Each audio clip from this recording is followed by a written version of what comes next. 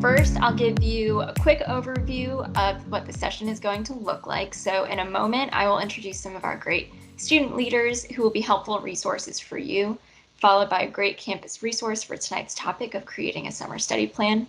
And they will be able to give you some helpful tips and resources and information. And then we'll have the Q&A session, like I said, where you'll get a chance to ask them some of your burning questions. And then you can submit questions throughout our time together, and we'll have time to get you those answers during that Q&A period. So in a moment here, I'm going to turn it over to our peer advisor leaders, also known as PALs.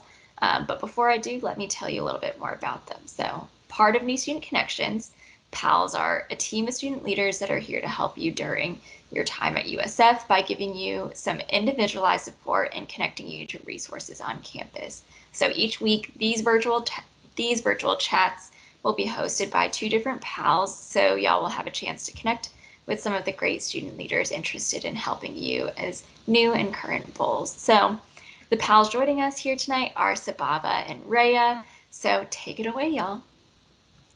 Thanks, Jen. Like she said, I'm Rhea, and I'm excited to be here with you tonight. I'm a second-year student majoring in psychology, and I'm from Naples, Florida. Today, we'll be learning more about all things to enhance your time management, including the importance of structure and planning, helpful tools, and holding yourself accountable. By the end of the session, you will have some great tools and information for managing your time. That's very true, Rhea. So I'm Sabava, and I'm a second-year student majoring in political science, and I'm from Orlando, Florida. And I don't know about you, Janice, but I'm very excited to learn about creating a summer study plan. And so we have someone here today who is a full-blown expert on this. So I'm very pleased to announce and introduce Katie Sawyer, an assistant director in the Academic Success Center. We'll be in great hands learning from her today. So take it away, Katie. Hello. My name is Katie Sawyer. As they said, I am an assistant director for the Academic Success Center on the Tampa campus. So I oversee our tutoring hub side, which houses our chemistry tutoring as well as our accounting and finance tutoring. So we have lots of different resources, some of which I'll talk about tonight. I am so excited to be here because I myself am a USF Bull. I have been here in a full-time administration capacity for about 10 years, but before that, I graduated with my undergraduate degree in 2007 from USF. So I have been here for a long time. USF is a part of my heart, and I'm excited to help you get started this summer to really plan out and create that summer study plan. And you can get in order and feel really good about the start of this semester. So please bear with me for just a second because I am going to go ahead and share my screen here. That way you can see what I see and we can go through some of these resources together. All right, and if for any reason at all, if you can't see my screen or if something isn't working, please feel free to let me know. Also, as we go through all of the information, please feel free to type in the chat if you have any questions at all. We do want to go ahead and answer those as we go through. All right, so let's go ahead and get started. I know that juggling courses, due dates, work hours, all of those things can be really daunting. And really, honestly, I know that it might be the first time that you're really managing your time and coursework all on your own. There are so many different factors, and you might have a unique situation. Everyone has different challenges, but there are some strategies that you can use to really make sure that you're taking control of how you approach that coursework and the studying that you're doing for the semester. The most important thing that you can do is really creating a plan, setting up a structure so that you know what's coming. Without a plan, you're really leaving everything up to chance, and it becomes really difficult to hold yourself accountable or figure out what actually works for you. It also makes it really easy to procrastinate and push things off. By creating that study plan, you're taking control and you know where your time is going, which is the most important thing. All right, so what strategies can we use to do this? What we can do is we can create a 3-part plan. Really what this is 2 pieces. A semester plan that has everything that you need for the semester, and then also that daily weekly plan. So let's start with the master plan. This is going to include every single due date, every test date for all of your courses for the semester. This is going to help you identify those weeks that are going to be really busy. This way you can see today that on week 4 of your classes, you have 3 papers due and 2 tests.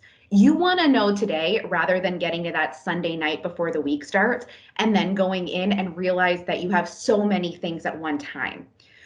It's really easy sometimes to look at classes and deadlines individually, like silos. We look at one at a time and we focus on one thing at a time. But really what you want to see is that whole picture. That's what the semester plan really does. Using the semester plan, you can really put together all of those weekly and daily plans, which is that next piece. The daily weekly plans are going to be much more detailed. This is where you're really going to figure out where it is that you have time to study. You want to put in all your social activities. You want to put in anything that's really a priority for you. These plans are going to help you determine where your time is going and allow you to adjust time blocks as needed. I'm going to show you some student examples and what these look like in real life. So the very first one is a semester plan. What you're looking at is that example, and this is from a first-year student from 2019 in one of the courses that I taught. Now keep in mind, again, it's going to really reflect what your summer schedule might look like. It's going to be 2 classes over the course of 6 weeks. It's a great representation of what it's going to look like. And in the chat right now, Jennifer actually put in that 3-part plan. That way you have what it looks like and the outline that we use at the Academic Success Center. Now, looking at this plan, you can easily see what's coming up in those weeks ahead. You are going to see it every day if you put it somewhere where it's visual, right? You want to put it where you can see exactly what those due dates are. It's going to be a daily reminder of that big test or that paper that's coming up. This is what's going to make it a little bit more difficult to procrastinate if you can see it from across the room and you know that it's coming, right? Highlight it in that color, that way you can see it and you know that it's there as that reminder. You also want to make sure that you include any other big priorities that you have. If you have a wedding or you have a trip out of town and you know that you're not going to be in Tampa or you know that you're not going to be where you normally are to study, you want to be able to see that. That way you know that you have to plan around it and you can plan accordingly for those big things. Now, this is just an example of a Word template. There are so many different options that you can use to set up your master plan. So you can use a Word template. We're going to put some Word templates in the chat as well. That way you have that option if you would like to use those, but feel free to get creative. This is something that you can absolutely Google. We are going to look at some different tools and platforms in just a bit, but we are first going to look at that example of that daily and weekly plan. So what you are looking at right here is a daily weekly plan from a 3rd-year science student. So this is a student that is one of our STEER peers in the College of Arts and Sciences. Now, each of you have access to Outlook through your usf.edu email address. And what this is a snapshot of 1 week on this student's Outlook calendar. These online calendars offer all different kinds of organization options, including color coding, which honestly is my favorite feature because then I know exactly what I'm looking at because I'm the one that color coded it. Now, you can see exactly how this student has planned out their days. They have all of their course times as well as all of the blocks that they intend to study for each course. You can even see at the very top, they have morning activities every day because that is one of these students' priorities. This student in particular likes to get up, have a cup of coffee, and watch the news before they begin their day. If that's something that's important to you, you want to make sure that you're setting time aside for it because that's going to set your rest of your day and really get you off on the right track. If you have any asynchronous courses, it is really important to block times to focus on those courses. Just pretend like it is a set class time like any other, and make sure it's something that you can stick to. If you start to use the same time block and you realize that it doesn't work, that's fine. You can always switch it, but make sure to set something that's going to work for you that you continue to do every single week and stay with it. This student also has gym time on there, date night, everything is plotted out. This is a great way not only to know where your time is going, but also to really make sure that you're holding yourself accountable for that plan. For example, let's say that something happens and you're unable to study for a 2-hour block that you had scheduled, right? Maybe somebody comes over and they want to hang out, or maybe you have your car break down. That's perfectly fine. What you can do is on the Outlook calendar, you can physically drag that time block to a new day and time. Without using a tool, it can be really easy for that time to just disappear. You don't think about it. You forget that you didn't study for those 2 hours. You forget that you had that time block. And let's be honest, life happens. And it's one of those things that it can be really easy where we get caught up with something else and we never get back to it. Using a tool like Outlook really allows us to have that control. This also allows us to know what's working. Again, if you have a time block that you're studying and it's just not working for you, maybe you thought you'd get up really early and study during, in the morning time, but then you realize that that just isn't working. You can move that block to a different time. But if you don't know what's not working, then you don't know what will. In the chat, we've also put in a weekly schedule. That way you can go ahead and you can look at what that might look like for you. Again, just an example template. Now, you want to make sure that you're flexible with yourself. It has to work for you and it has to be sustainable. I know that this might seem like a lot of planning involved and a lot of structure. For some students, that isn't going to work. We had a great example in one of our other How to College chats where the student was talking about how every day they have priorities, right? 5 things that they have to do. And they put them on Post-it notes and they put those Post-it notes down. And as soon as they're done with one, they take it, they crumple it up, and then they're done with that one and they move on to the next. If something like that works better for you, that's perfectly fine. These are just some examples. So let's go through a couple of different ways that you can manage these semester and daily weekly plans. We're going to go through some of the most popular, but keep in mind that you can use more than one of these options in combination with each other. That is what I do. I use both a giant desk calendar as well as my Outlook calendar. Everyone will have different preferences. The most important thing is that you want to find something that really works for you. So the desk calendar, this one's my favorite, just like the first example we looked at, it's going to be a good way for that big, large semester plan. And it's going to be a good way that you can't really hide from those due dates because just of its size. When you pass it, you're going to see exactly when that paper is coming due. Because it is so big, it does make it difficult to transport with you. And if you put it on your desk, you might spill something on it or accidentally mark on it.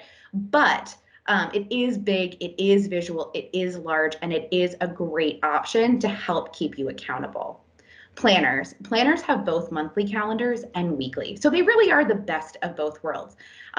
They are also super easy to transport and you can take them anywhere. Part of the planner's cons can be that they're really easy to throw in your bag. And then sometimes we forget to use them because they get tucked away, but they can be very versatile. And I would say if you think that it can work for you, go for it. And the last is going to be those electronic virtual calendars. Outlook is an option. Google is an option. So many different virtual calendars that we have access to. Most of them are going to be very easy to set up a schedule. You can even input those reoccurring events. So for those asynchronous courses, you can set up one event for Monday and Wednesday and then have it go for the entire 6 weeks. And then you know exactly when those are going to be, and you only have to set it up one time. You can also color code. As you can tell, color coding is one of my favorite options. And you can set up notifications that come from your phone or you go right to your email.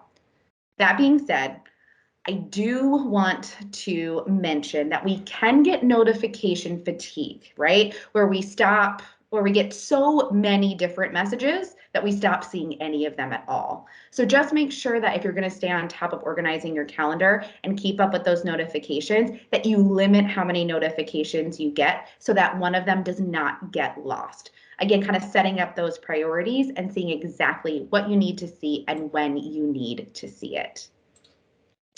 So the last thing I'm going to touch on is really the art of studying, right? How can we structure the study plan?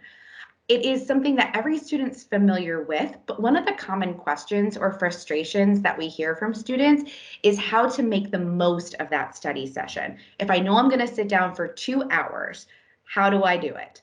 I'm sure that some of you have probably sat down to study and have all your materials and all of your books, and then find that you've spent 3 hours and you haven't made any progress. You don't even know what you're looking at, right?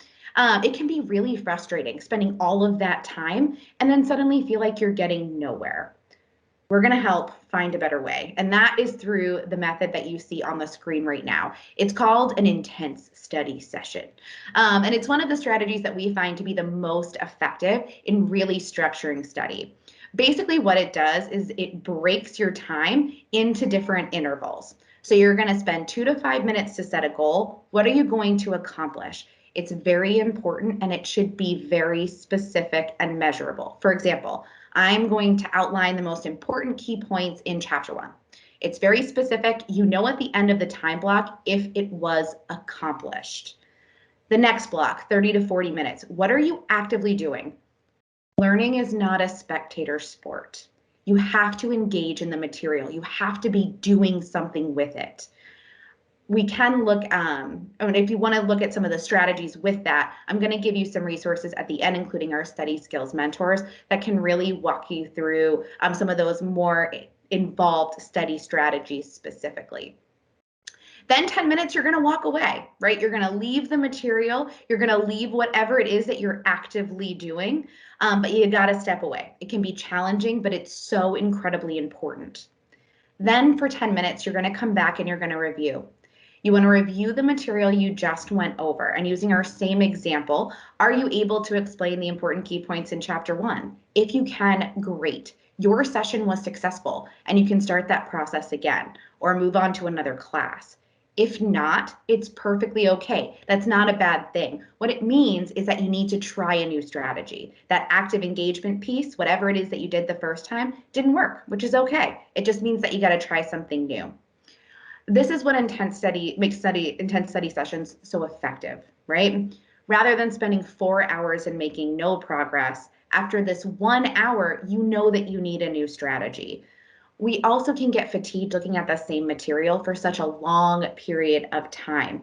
By breaking it up into these hour blocks, you're going to be able to stay more focused and you're more likely to retain that material. And what you can do is you can block out your times and different study sessions. So do 2 hours for one class and then 2 hours for another class, or 1 hour for one class and 1 hour for another. You can also use the same strategy for assignments or even for your classes. Setting your goal, actively doing something during that lecture or your synchronous session, such as taking notes, participating in the discussion, then taking a break after class, walking away, and then reviewing that same material 10 minutes later. If you've heard of the Pomodoro method, it is very, very similar. This is basically study blocking. There is even an app for that. It's called the Pomodoro or Tomato Timer, and you can use that on your phone to set these time periods. It'll notify you when it's time to switch to the next interval. Keep in mind that you can adjust these time blocks to best fit your needs and preferences. If you need less time to set a goal, maybe just 1 minute, and you want more time to engage, let's say a full hour, you can adapt the time for your intervals for your preferences. Just make sure that you're including each one of those steps, including the break, right? We got to step away. The best part of this is the study sessions can be really easily added into that 3-part plan.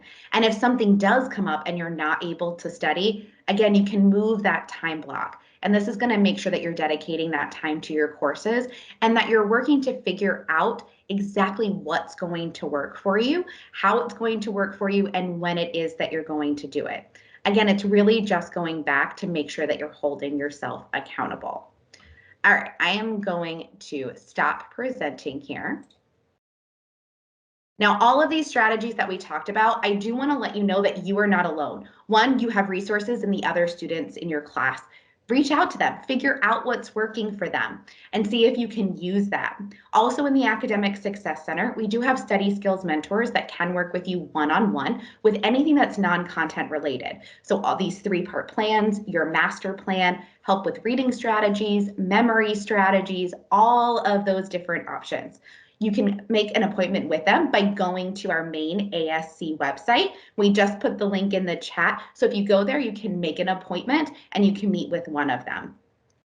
All right, and with that, I have given all of the information that I have, but I'm excited to answer some questions. So I'm going to turn it back over to the pals. Thank you so much, Katie. That was really informative, and I definitely learned a lot. But now we're going to answer a few frequently asked questions related to these topics and then end the recording. So the first question is, how long should I study for each of my classes?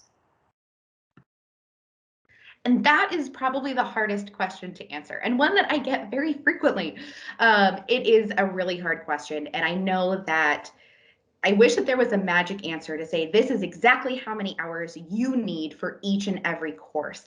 And unfortunately, there just isn't that magic number. My suggestion, though, is to block more time than you think that you need to get started, right? Figure out how much time your assignments are going to be, and then figure out how much time you really need to set aside for content. Then double it for the first couple of weeks.